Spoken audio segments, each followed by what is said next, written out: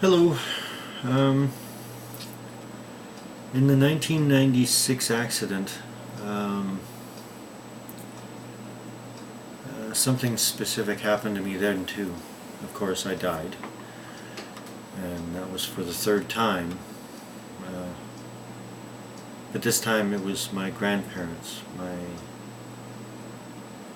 two grandparents on my mother's side. They told me that it's not my time, and that I have to go back.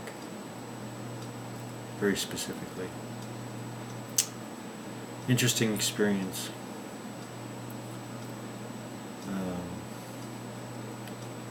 So, again, something that came up. Side story there. Another side note. I couldn't go home. I was busted up pretty bad, so I had to stay with my mom for a couple of days. And she was taking care of me. And I was sleeping on the couch, and she was quietly in the kitchen. And it was early morning, and she hadn't turned the TV on or nothing yet. About 7 o'clock in the morning. And I had woke up, and I said, Mom, was there a plane that was shot down by a missile? And she goes, no. I said, do you have a radio or TV on? She goes, no, I didn't turn anything on this morning. I was just letting you sleep. She said, you look so comfortable sleeping because you're in so much pain earlier. So I thought, oh, I don't know, I just had this weird, vivid dream of this missile being launched from the coast off of the United States, somewhere northern area, near New York, in that area somewhere, maybe closer to the northern tip of the United States towards Canada. But it was shot at a passenger plane. There was a passenger plane that got shot down by a missile. She goes, really? I said, I don't know. It looked like a news story to me. I saw the missile being launched, and I saw the plane get hit, and it exploded. And she goes, huh, no, I didn't hear anything. So I said, okay. So I went back to sleep. And it was no more than a few hours later that there was I think it was a first broadcast that there was a plane hit by a missile. But then they said it wasn't a missile. And there was a big controversy over that on July 17th. 17th or 18th, 1996, somewhere in there. And, I don't know. I saw a plane get hit by a missile. But anyway,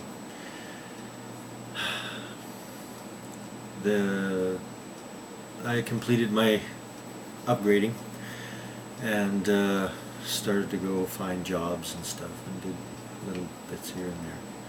But I got a job working for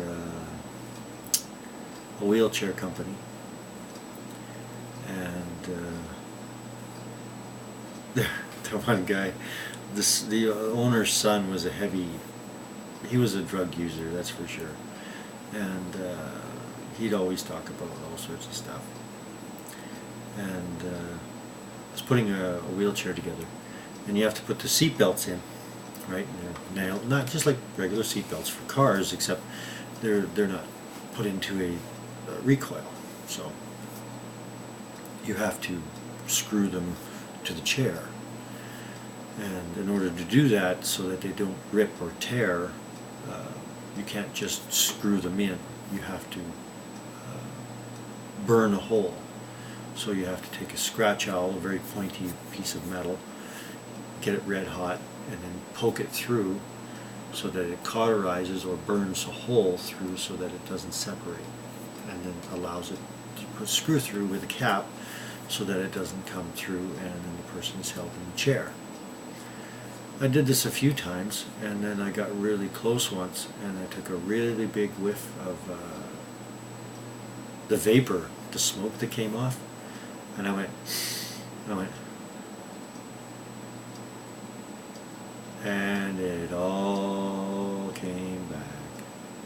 Everything that I ever did from 1991 in the motorcycle accident to 1990 or 1991 from the motorcycle accident in 1996 in the bicycle accident. Smell is a very big trigger. Not all of it, but most of it, because it wasn't all related to the same thing, but it was, yeah, a lot of it came back. Oh man, I couldn't believe what I did. Wow. Some of the things I did. Oh wow. I had a lot of fun, I guess. I decided that they told me that I was going to die, so I thought, well, what the hell? I'm gonna party hardy. So like I said, I went and I didn't know how to start. I wasn't, like I said, I did party when I was younger, but I didn't know how to party very well. I was kind of shy and stuff. So, but now I thought, what does it matter? What is shy? So I just went straight out and talked to anybody and everybody. You know, just got right in there and you know, get drunk, and you start coming up with the accent, you know, and you become any character you want from any part of the country and any part of the world, you know. You start talking the Bolshevik accent from Russia, you know, you're a Russian man from way up north. You know, there's all sorts of, I mean, I can't do it right because I'm not drunk, because I don't drink anymore, but I mean, I convinced people I was a white Jamaican sometimes. I had 1,000 accents from around the world. It was amazing. I couldn't believe I did it. I was going, wow, did I do that? I did that, didn't I? Just got drunk. Drunk for the first while, until you start meeting, you know, the guys in the back of the bar, and the women, the hot women and stuff, and they're liking you because you're funny, and you're you know, life of the party. And then, oh, want to try some of this and try some of that? So, you know, the lines are on the table. Oh yeah, okay. Oh hey, that's pretty cool, you know. And then, you know, and then they introduce you to no way did I ever stick anything in my arm. I'm gonna tell you right now, I got beautiful veins. They said that to me all the time. You got beautiful veins. Well, don't you ever come near me with fucking nothing with a pokey thing, because don't touch me. I do remember that. But anyway, when I found out about crack cocaine and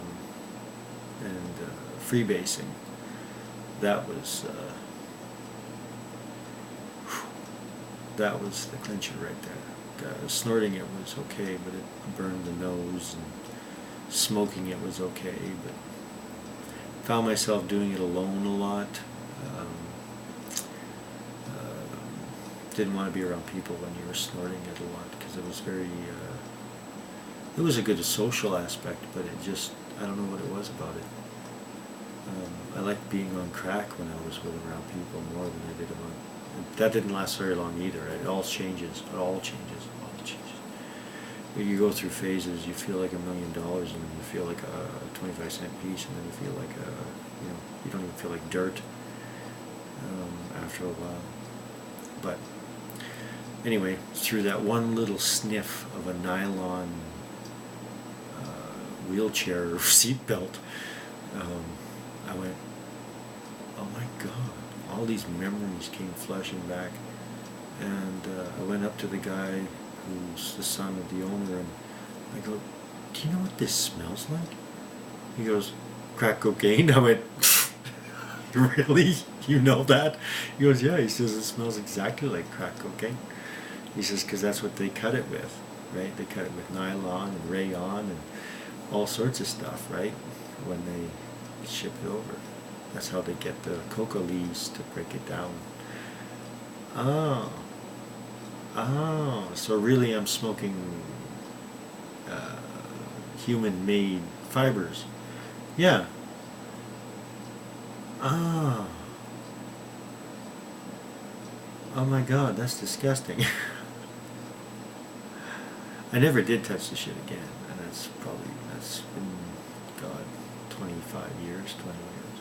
Well, since 1991 anyway. And I'm very grateful for that.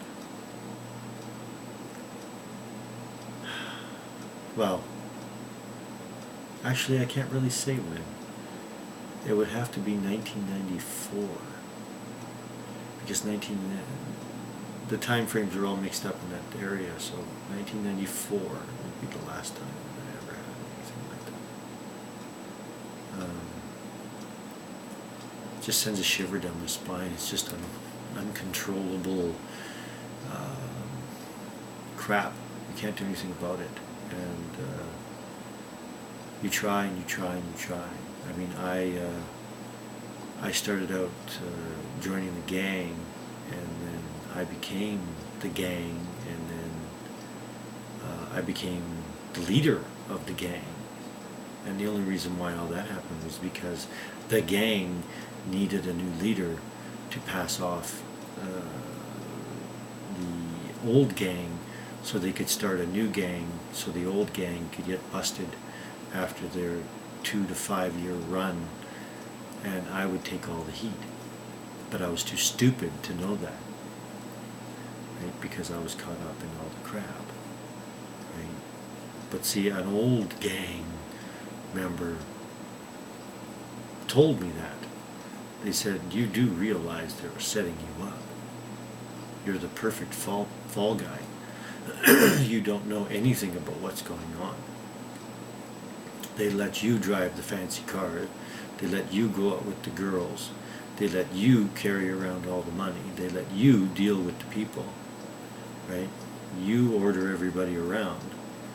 How long did that take? What, a year? Not even? Well, that's because they've been doing it for 3 years. Now that's 4 years. Within the next year, the cops are going to be busting down their door looking for the head honcho. You're the head honcho. They're going to be gone. You think they're going to help you out? No. You're going to be sitting there in a pile of coke with no money, no bailout. They're going to take you in as the head guy. You're going to do the 10 years, and they're going to all start up in a brand new thing again, and it's going to take another 2 to 3 to 5 years for them to figure out where they went. That's how they do it. So you've been the fall guy since you started this. They do this to every one of them. He says, because I was one once, but I got out just in time. It's because somebody warned me. So, and I went, oh. So I managed to get out just in time. I mean, I got out with just the seat of my pants, but just, I'm talking within seconds of being almost murdered, so they could shut me up, because they knew that I knew that I knew they knew.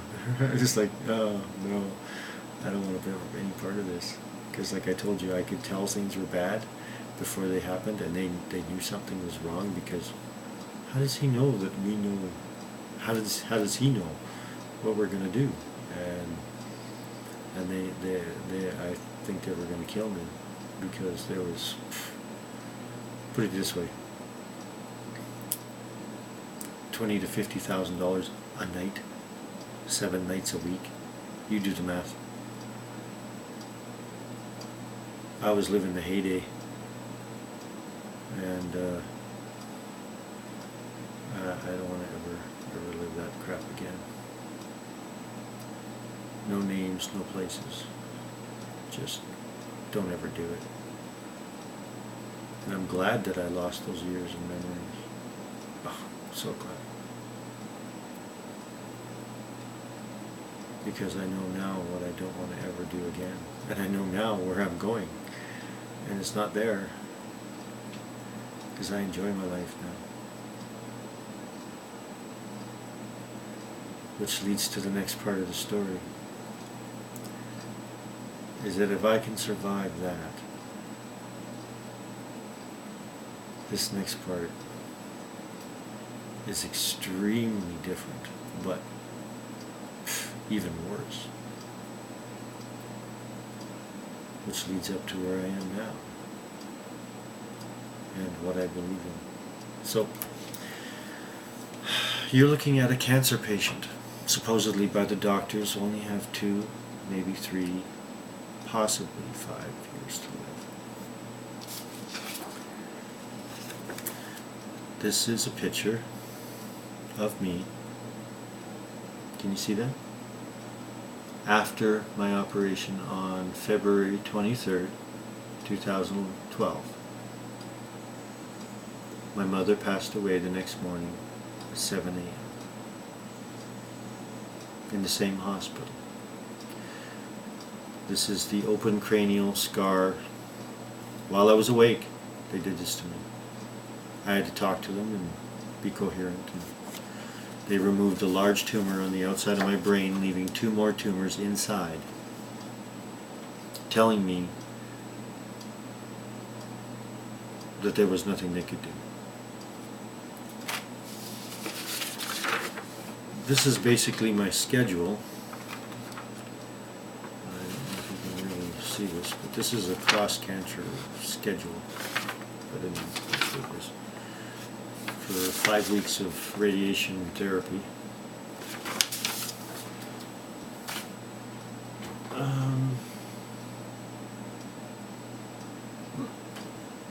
Excuse me, I don't have it here. Oh, this is ginger ale.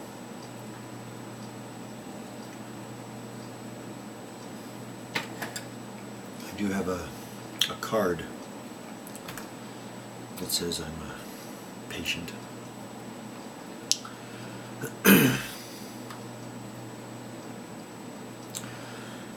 don't know. Talking to the radiologist, or the whatever, the guy who does the zapping part with the radiation, and like, okay, yeah, it's depressing. People get cancer, but, and I've seen it. I mean, that's why I ran away the first time. No, you're not putting me through it, but I've seen you people put others through. Loved ones and friends and just people I've seen. No. I'm running away from you, and I'm going to have a good time. If that's it for me, I'm going to have some fun. And that's what I did. I didn't know where that fun would take me, but it sure, the weight dropped incredibly. The ambition to even think about that I was dying dropped immediately. I mean, I didn't think about it at all. I just, okay, well, we're here for a good time. And that's what I did. I didn't dwell on it. I didn't pity myself. I just fucking kept on going.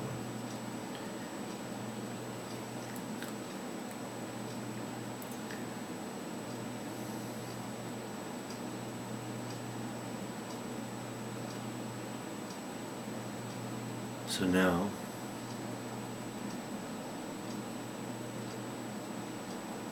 I don't know what to think of that situation in comparison to what's going on now.